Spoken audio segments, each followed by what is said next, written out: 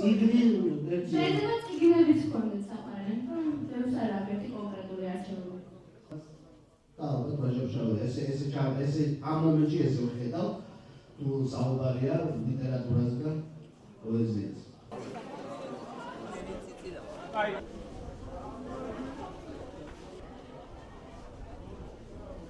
დღევანდელ დღეს ჩვენს მომავლის ბანაკში განსაკუთრებული სტუმარი ყავდა საქართველოს პრეზიდენტი გვეწვია.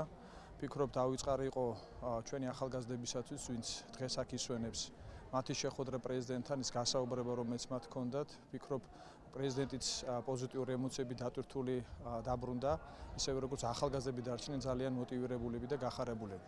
ჩვენი სამინისტროსათვის და ბავშვთა ახალგაზრდობის ეროვნული ცენტრისათვის ძალიან მნიშვნელოვანი წელი არის.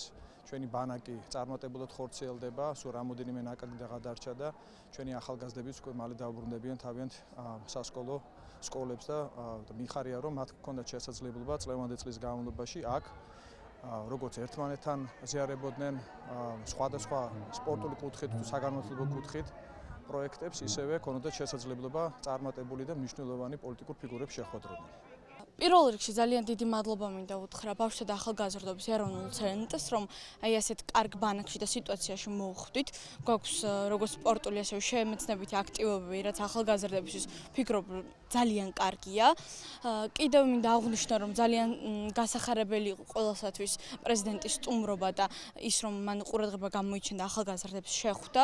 მართალია ვიცოდით გუშინ საღამოს შემდეგ, რომ ვინმე სტუმარი უნდა გვწვეოდა, მაგრამ ასეთ პატივსაცემ პიროვნებას არ ველოდით და დიდი მადლობა მას.